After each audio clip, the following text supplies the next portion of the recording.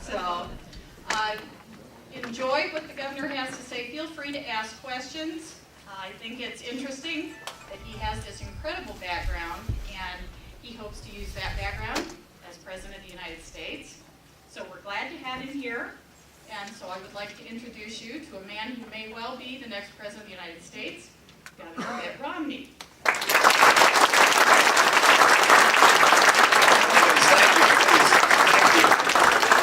Thank you, Mark. Thank you for your leadership in the party here. It's good to be back in Marshalltown. As I drove this morning from Des Moines to Marshalltown, I did think about all those trips I made. I was a relatively young man working in a consulting firm and had been hired to work with the folks at Fisher Controls to make sure that Fisher always stayed ahead of its competition, Mason-Delian and other companies that were nipping at its heels. And I'm glad to see that Fisher is still doing well and that many people still make that a place of their employ. I did ask Barb what happened to the scooter feed sign across the road, and she said that that elevator is being torn down because of asbestos. I'm going to miss that. Have you ever seen that? You still the little pig on the scooter that's pushing along. I used to find that quite amusing coming into town. And I know most of you heard this story, but I do remember that I spent a summer when I was 15 years old working on a ranch in Idaho, and this was in a place that's pretty dry. It's called King Hill, Idaho, and the ground there is pretty sandy and kind of a grayish tan color, and we grew corn there. To grow the corn, you have to cultivate it all the time because, well, they didn't have Roundup back then, which is that herbicide that you can keep from having to cultivate because of it. But if I used to cultivate the corn, we had to put water down the rows between the corn because the water did not come from the sky. It came from the irrigation ditch. And the corn seemed to grow, but it was kind of a light green color, and the ears weren't real big. And there's a lot of work growing corn in that part of Idaho. And then after the summer, I came home on the train, and I looked out the window, and when you get to Iowa, you see the black soil, you know, and the tall green corn, and the rain that comes from the sky, and I remarked, God must have loved Iowa. And I was telling that story to one of the colleagues at Fisher Controls. His name was Larry Solly, and he said, God didn't just love Iowa and the land, he loves the people too. And I came to recognize he was right. The people here are wonderful people. I also liked going to Rube's in Montour for a steak. Oh yeah, it was a small place then, only about maybe 10 tables, and you cooked your own, you know, big thick steak. It's not a bad place to live. It's a wonderful state. And you know, the people in Iowa perform a real service for the entire country. And I'm not just talking about the food that's prepared and provided, and the ethanol, but also the service that you provide every 4 years in selecting the nominee of each party. Because I don't think there are many states where at, let's see, what time is this? 10 o'clock in the morning, you can say there's going to be a politician on stage, and we'd like you to come by and listen to him, and you fill a room. All right, there are not a lot of states that do that. You come to meet me and meet other people who are running for president because you recognize you have a responsibility to get to know the people running, not based on their ad on TV, but based on listening to them, shaking their hand, taking the measure of the person, and deciding if they're the person who should be president of the United States. And you do this here. Folks in New Hampshire are very similar in their dedication and devotion to this process, and I think by virtue of that, we're able to get people by and large from each party who've been pretty well evaluated by folks like yourself, and I appreciate that, and I think people across the country do. I just didn't expect when I was working in Marshalltown, probably how many years ago, 20 years ago, 25 years ago, that I'd be back running for president. And that was not part of my plan. I expected I'd spend all my life in business, in the private sector. And I think my wife was the most surprised. Ann is my sweetheart from high school. She was a sophomore when we met. I was a senior. And I fell in love. She apparently did too. We're going steady now all these years later. And given the big shift in my life when I got into this, you know, and of course it was a decision we made together with our 5 children. But I said to her, sweetheart, did you in your wildest dreams ever see me running for president of the United States? And she said, Mitt, you weren't in my wildest dreams. I've told that before. Now, these are very unusual times in our country's history. And I was, when I was at the Olympics, helping organize the Olympic Games, I met a man there who was responsible for the school system in that state at a prior time. And he he said to me, we were having a conversation, he said, what do you think are the great inflection points in American history? Now that sounded like a final exam question to me from high school or college. What are the inflection points in American history? Explain your answer. And I didn't know what he meant exactly. So I said, what do you mean, inflection points in American history? And he said, well, if you look back over the history of the country, you'll see that there are times, defining moments, where America's course changes, where culture changes, where the economy changes, where even the nature of military combat, warfare changes. Everything seems to change at the same time. These are, he said, inflection points. And then we talked about what some of them might be. The Revolutionary War was certainly one of those, where America threw off the reins of Great Britain. And even more importantly, perhaps, in some way, is the fact that we changed the relationship between government and the citizen. Prior to the Declaration of Independence, the view was that the government, or the king, or the state, was the sovereign, and we, the citizens, were the servant of the state. We flipped that around in the Declaration and said, no, the individual is the sovereign, and the state, or the government, is the servant. And that, as the poet has said, has made all the difference. We became a land of opportunity and freedom, and people came here from all over the world because they saw this as a place where their dreams could be realized, a land of opportunity. And that was a remarkable inflection point in world history and American history.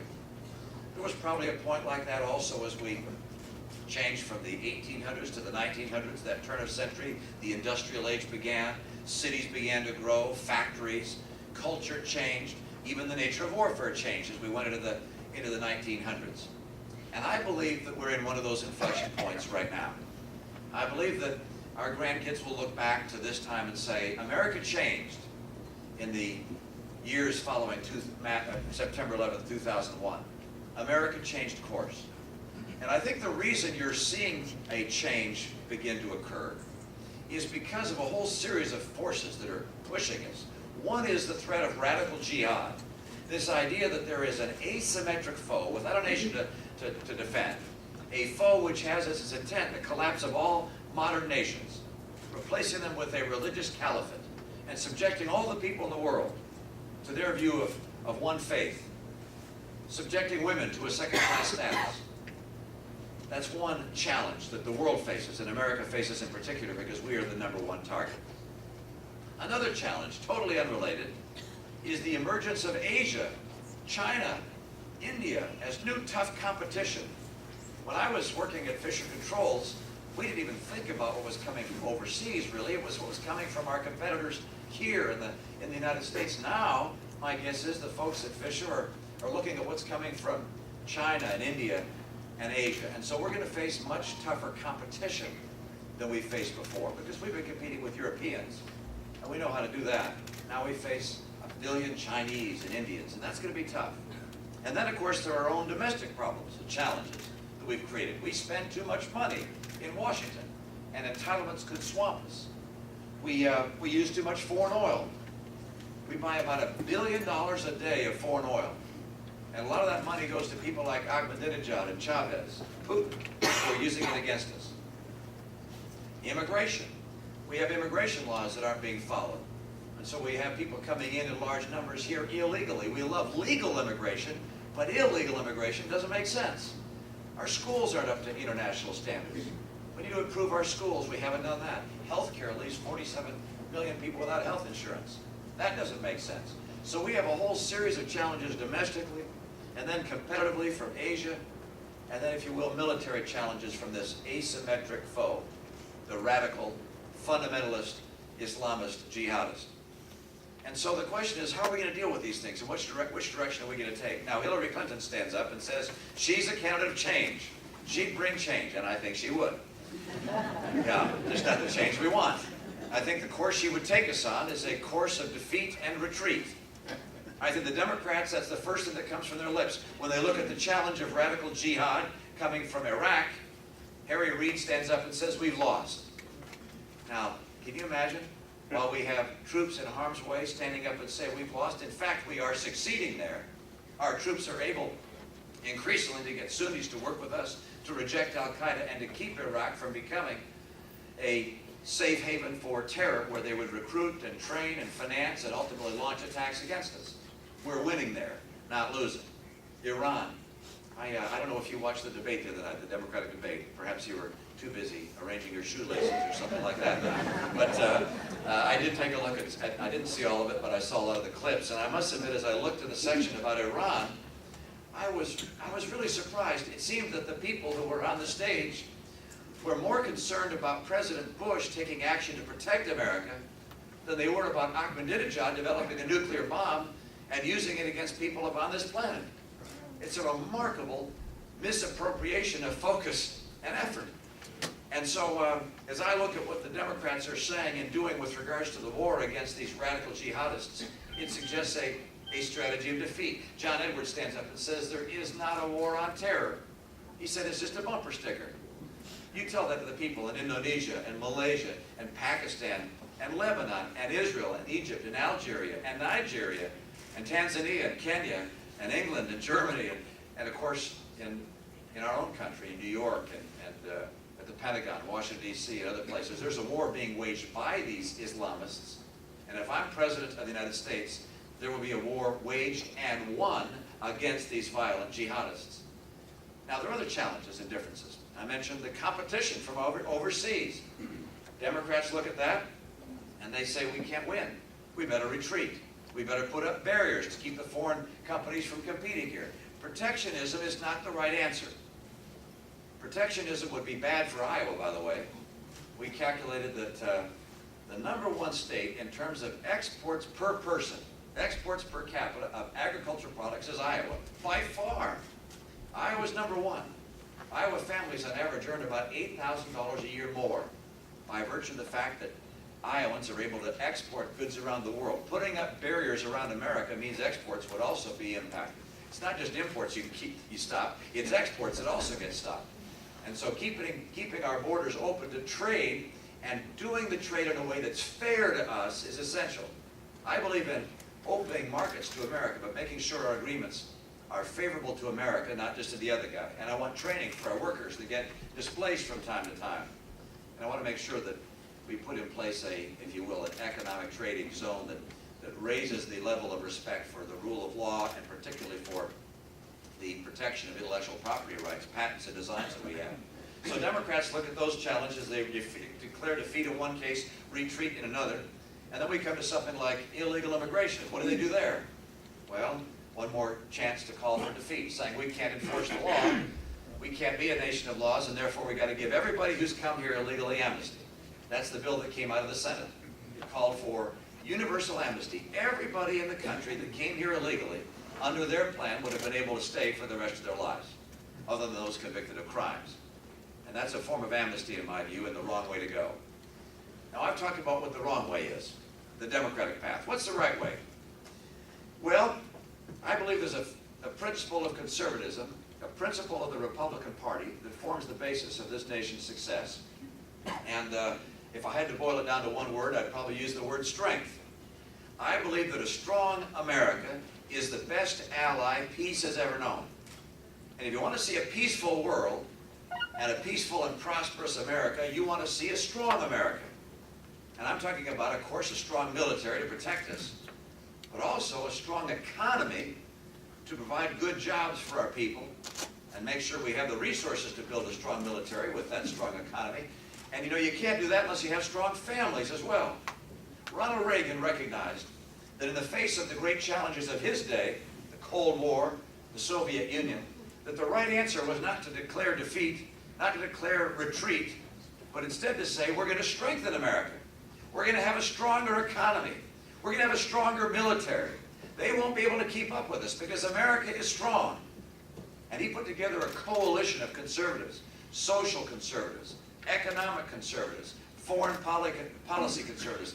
They came together, won the White House for him, and then he took those policies of strength and defeated the Soviet Union. It's those same policies, those same views of strengthening America in our homes, in our jobs, and on the battlefield that, in my view, is the answer to the challenges America faces. How do we strengthen our economy? Well, it's not by doing what the Democrats keep on calling for, higher taxes. They want to raise taxes Social Security, taxes on your income, taxes at your death. They want to raise, well, the Democrats here in Iowa want to raise taxes on pumpkins, I saw. So their answer to strengthen the economy is to raise taxes. That's the wrong way to go. You don't raise taxes to strengthen the economy.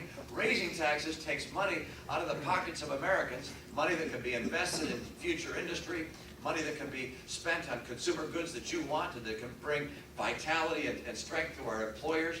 No, the answer is to keep our taxes down. I don't think it's fair that you get taxed when you earn your money, then taxed when you save your money, and then taxed when you die. So I want to kill the death tax once and for all. And on savings, I've got a plan. And the plan is this. For everybody earning $200,000 a year and less, and that's 95% of Americans, the new tax rate on your interest and your dividends and your capital gains, that's all your income from savings, would be 0. Let Americans save their money for retirement, for the down payment on the home, for education for their kids. Let us save our own money rather than always looking to government. So a very different view on taxes. How about something like trade? I said that I want to make trade open for us so that we are able to go into new markets and sell products around the world. But I want to make sure that trade is fair and our workers are trained properly for the jobs of tomorrow. How about immigration? I want to stop illegal immigration. We can do it. It's not real hard. I like legal immigration. I want people with skill and the desire to contribute to our economy to be welcome here. But those who come here illegally, in my view, those we should not be welcoming in the same way. Now how about our military? How do you strengthen our military? I said strengthen the economy, strengthen the military. Well, you know, during the Clinton years, there was a sense in this country that somehow, having beaten the Soviet Union, there was no more evil in the world. Charles Krauthammer, the columnist, called it a holiday from history that we took. The idea that somehow there was going to be peace forever. Well, there continue to be evil people in the world, and we continue to need to have a strong military. Clinton took our military strength down by 500,000 troops. He took our Navy down by 80 ships. He took our Air Force down 25%. In my view, we have to add at least 100,000 personnel to our active duty military force. I want to make sure they get the equipment and the armament they need to be successful on the battlefield and safe there, and that our veterans get the care they deserve when they come home. So, yeah, go ahead.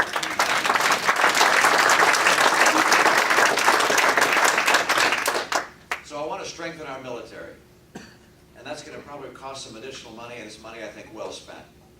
We took our spending on the military down as a percentage of our gross economic activity. We've got to bring it back up to about 4%, in my view.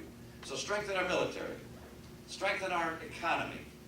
And I said strengthen our families. Why do I say that? I don't think there's any work going on in America that's more important to our long-term future as a nation than the work that goes on within the four walls of the American home.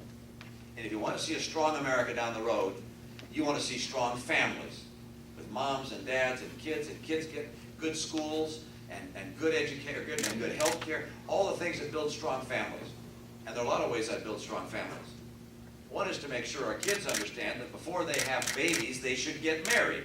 That marriage comes first.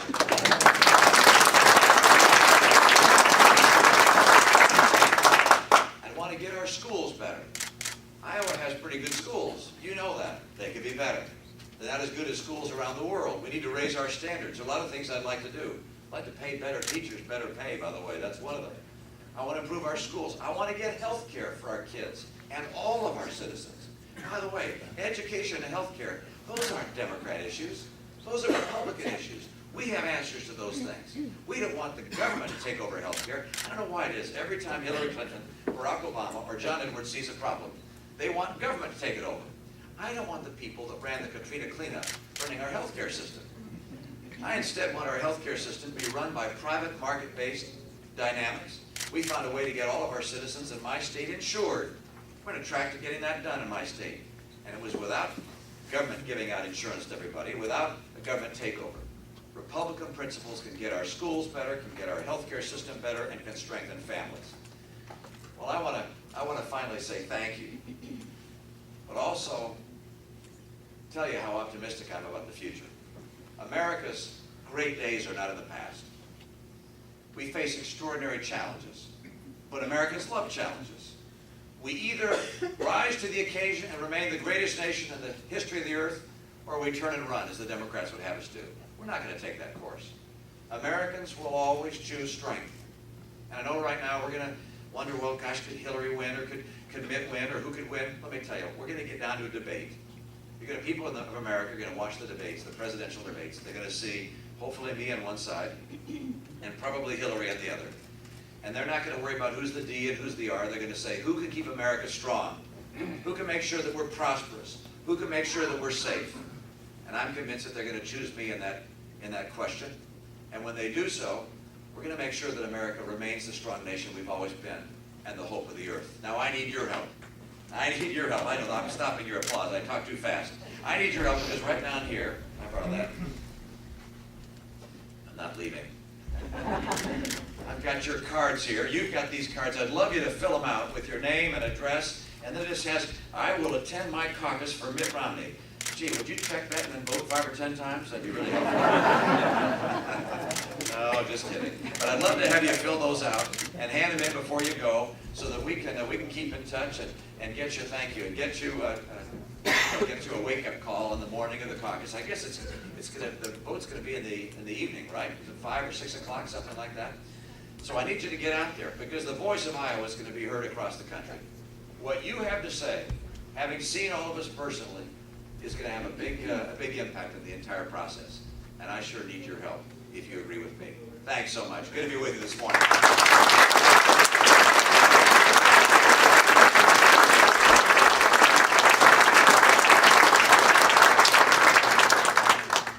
Well, now it's your turn. Yes, sir. Governor Romney, you've spoken about clean coal technology. Yeah. How much would your administration support and fund carbon storage and sequestration with research and development? How would your administration fund that? Yeah, thank you. The question, for those who didn't hear all of it was about carbon sequestration and clean coal technology. It's hard to predict exactly where the science is going to go in the area of our becoming energy independent. I want to become energy independent, and I want to substantially increase our investment in technology and basic science to get us energy independent, because I think we have to get off of foreign oil. And I believe that one of the possibilities is clean burning coal, even liquefied coal. In that case, you want it clean and non-CO2 emitting. We have a facility in North Dakota right now that liquefies coal. And they take the CO2 and they pipe it, I think it's to Saskatchewan, but it's into Canada. They put it into the ground. They use it to get oil out of the ground. That's a technology that clearly has great potential for us, and I would invest in that technology. I'm not the scientist that would decide which of all the different ideas is the best one, but that certainly sounds like a good one, because we have hundreds of years worth of coal in this country. And that's what ought to be pursued. Nuclear power ought to be pursued. We're going to be building more nuclear power plants and investing in technology to reprocess nuclear fuel. So as we store it, it's not as great a risk and as great a danger to the people of the country. I want to see research in cellulastic ethanol, as well as ways to continue to make ethanol more and more effective and efficient. Biodiesel, biofuels. I was in Florida, and the Commissioner of Agriculture there said, how about blue-green algae? And I said, well, how about blue-green algae? What's that got to do with this subject? He said, blue-green algae is the best source of biodiesel. Well, let's learn about that, see if that's true, and if so, how can we can make sure that it's part of our energy mix. Wind power, solar power, all of these sources of energy we're going to have to pursue, and science is going to help direct which of the areas we can make the best headway in. And in those places, I would invest in the research, and also in some cases in the pilot plants, in the nuclear power facilities. For instance, we may need to have a public-private partnership to get some of these facilities going again and get them under construction. I also think we have to invest in efficiency, and that is using less energy to accomplish the same thing. So vehicles that are more fuel efficient, homes more energy efficient, and businesses more energy efficient. The combination of those things is something which the New York Times columnist Tom Friedman says he said we ought to have a Manhattan-style project, a Apollo-style project, where we devote huge resources to getting ourselves energy independent. I agree. I think our brain power and our financial resources are going to have to be increasingly devoted to getting us off of foreign energy, reduce the CO2 that we emit into the environment as well. The benefit is good for our foreign policy, it's good for our economy, and it's good for our environment as well. Thanks so much. Appreciate your question. Yes, ma'am. What do I plan to do for Social Security? Well, first of all, make sure that all the promises made to our seniors are honored. No one has to worry about the deal getting changed for our senior citizens. Down the road, we're going to have to make some adjustments to Social Security to make sure that it stays solvent. And it's going to be continuing to bring more money into Social Security every year than goes out for some period of time, but ultimately that changes. So what are we going to have to do? In my opinion, the key is a process where Republicans and Democrats come together to work out a common ground solution. There are four major ways of making sure that Social Security stays economically viable for everybody in this room and for 20 and 30-year-olds and 5-year-olds, and those four ways are these. One, you could do what the Democrats want to do, which is raise taxes. That, in my view, is not the right answer. The other is to do what the President spoke about doing, and that is to have people take a portion of their Social Security funds and invest them as they would like in various forms of American industry. That has potential. Another area that has arithmetic potential is calculating the initial benefit for wealthy people at the consumer price index inflator rather than the wage inflator. And then, of course, you could extend the retirement age. All these things arithmetically work. But the answer is going to have to be resolved by Republicans and Democrats coming together. Because whenever one party or the other, like President Bush did last time, whenever they put a suggestion out there, the other party comes and hammers at them and demagogues it. And so Senator Judd Gregg of New Hampshire has proposed getting a group, I think it's of 8 Republicans and 8 Democrats in Congress together, working on a collaborative basis to find solutions, find a solution, bring it to Congress for an up or down vote where 60% would be required to pass it. And if you do that, then I think we have a good prospect for Social Security not just working for our current seniors, but for all the folks that are coming down the road. And that's the course I think that makes the most sense. Yes, sir.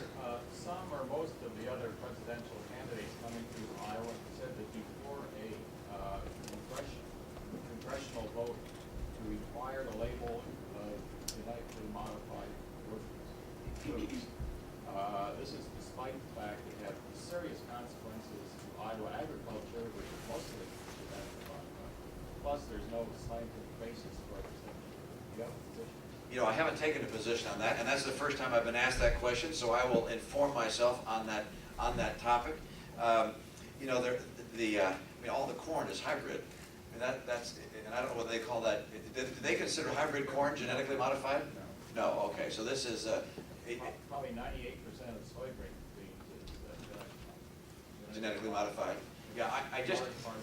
Yeah, you know, I have not looked at that. I don't mind truth in labeling. I do mind things that hurt our agricultural community, and so I'll take a look at the issue. But I haven't taken a position on that yet. But we'll be happy to. So check my website. We'll catch up. Thank you. Yes, sir. With regards to increasing the military, would the draft be part of the strategy? The answer is no. We don't need a draft. In my view, you know, in my state, we saw our National Guard enrollments going down about 6% a year. And then the legislature and I came together on a bill we called the Welcome Home Bill. And it said anybody who signs up for the National Guard will be entitled to 4 years of college tuition and 4 years of college fees, so entirely free college if you sign up for the National Guard. And our enrollments rose 30%. And so we have to make sure that the offer we make to young men and young women is adequate to encourage them to sign up for the military. I was just this morning at Fort Dodge and saw a number of the young people in the National Guard. They're members of the MP unit. They're about to head off to Iraq. And there were about 25 or 30 that were seated in a room. I asked them some questions. All of them signed up voluntarily, of course. They knew that they were likely to be called into service in Iraq. They were attracted to the service in part. I asked them, why'd you sign up? And a couple of them said, well, because there's an education benefit that's helpful to me. You create an incentive, a package of rewards that encourages people to sign up, and that's the way to go. We have 1.5 million in our military today. Active duty, I want to get it up to at least 1.6 million and make sure that we provide the kind of care and support that they deserve. Thank you. Yes, sir. What's your view on the law of the sea treaty that Senate Farm my view on the law of the sea treaty. I want to make sure that we don't in any way relinquish our sovereignty and our right to do whatever necessary to protect our interests and the freedom of the world. We are the superpower, and I know there are some nations, particularly Mr. Putin in Russia, that spend a lot of time promoting the idea that we're a great threat to the world. We are a source of great peace and stability for the world. And I do not want to see us get our hands tied in such a way that we would be unable to protect our interests and protect the world. And so the law of the sea treaty is something I look at with a great deal of skepticism at this stage, and I'm not supporting. Thank you. Yes, sir. Long-winded a little bit, but I'm a Naval Academy graduate and a former naval aviator and a manager for a large financial services company. So a lot of your message is very apropos and very strong belief. We often, though, focus on the words illegal immigration. And quite frankly, I think the other side is the more important story, which is the legal immigration. Social Security is one where we need a workforce to replace the baby boomers, and legalized immigration and getting a workforce to be able to pay those taxes to fund that is a key source. And what are your ideas on fixing the legal immigration side to make it more of a moot point on the illegal side? Well, you really do, in my view, have to fix both. All right, and I'll tell you why. Because I'll start with the legal side. One is I value people coming here with experience and education and skill that we need. And we have a visa program called the H-1B visa. We strictly limit the number of people who can come with skill and experience. That doesn't make sense to me. I'd like to increase that level and welcome people here who can bring technology and innovation. We're in a competitive battle with other nations of the world, and if people of great intelligence want to come here, why, come on in. We'd like to have you here. I used to tell a story that if you're a graduate, let's say, of the India Institute of Technology, and you apply to MIT to come here and get your master's degree or your PhD in chemical engineering, the only condition is that when you get your degree, you'll leave. Well, that doesn't make a lot of sense to me. If you get your degree from MIT in chemical engineering, we want you to stay and use your skills and education to help grow our economy. So I'm in favor of a series of visa programs and legal immigration that makes sense for us. And that would mean talk to our employers, see what kinds of skills are needed, talk to states and see if they need, for instance, additional agriculture workers, as they do in California. That's an H-2B visa where people can come in temporarily for purposes of harvesting crops, in the hospitality industry and so forth. So find out what our needs are and make sure that we're able to meet the workforce needs of America. Don't open the gate so far that it hurts our own citizens that are coming out of school and coming into jobs, but make sure that we balance that and that we have a visa program and a legal immigration program that's not impossible to follow. You probably don't have a lot of immigrants legally here now, but I'll tell you, it's a labyrinth to try and find out how to get into this country legally.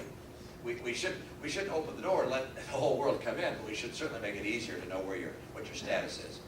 But I also have to underscore that illegal immigration, that we've got to stop. And there are a lot of reasons. One, I was at the border in San Diego and was with Border Patrol agents there. And I think his name is T.J. Bonner, who was the head of the Border Patrol Agents Union. He drove me along the border. And I said, and by the way, in San Diego, there are two fences separated by about 100 yards. The fences are about 10 or 12 feet high. They're solid steel. It looks pretty hard to climb those things. And I said, how many people try and get across here where there are double fences? How many try and cross in this area a day? He said, about 100 a day. And I said, how many do you catch? He said, about 40. About 60 get in. I said, gosh, with a double fence and all that. I said, how long does it take for someone to get across the fences and get into the country? He said, about 40 seconds. They build ladders out of rebar. They throw one ladder over the first fence. They lay the next one up on the fence. They go over. They get the next ladder, run 100 yards, put it on the next fence, climb up and over, and they're into the parking lots. And there are all these malls and so forth right on our side. They just jump into the malls. And so I said, okay, what's the answer? He said, you know what you have to do to stop illegal immigration? Turn off the magnets. And I said, what do you mean? He said, if you have employers that are knowingly hiring people that are here illegally, that's going to be a magnet. It's going to draw people in. And so you have to have an employment verification system to say to legal aliens that come here, you get a card, your name, your picture, your number. You say to an employer, if you want to hire someone that's not a U.S. citizen with a valid Social Security number, ask for that card. If they don't have one, you can't hire them. And if you do, you're going to get fined or sanctioned. And if you do get the card, check it on the internet to make sure it's valid. You do that, and you shut off that magnet. And the other magnet are sanctuary cities. Cities that say they're not going to enforce the law. There is a growing sanctuary state of mind among politicians in this country. Hillary Clinton the other day saying, yeah, we got to give driver's licenses to illegal aliens. That's a sanctuary driver's license. That's a bad idea. Governors who say, we're going to give a tuition break to illegal aliens going to our state universities, state colleges. That's a sanctuary tuition break. That's wrong. In my view, you say, we're going to make it very clear. We stand by the rule of law. We do not subscribe to the sanctuary state of mind. We're going to enforce the rules against illegal immigration, but we're going to welcome people to our country legally and meter in the number that we need based upon the requirements of our various employers from various countries. That makes us a strong nation, a stronger nation. Legal immigration is great. Illegal immigration, that we got to stop. Thank you. Yes, sir. Would you speak further about Islamic Jihad? I see that as a great threat to our future. I think without question, it is the most enormous challenge that we face and an extraordinary threat to this nation and to the world.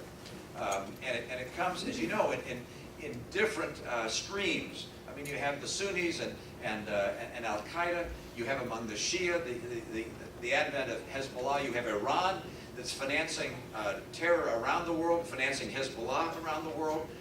You have Iran trying to develop nuclear weapons. They speak of, I mean, think about this.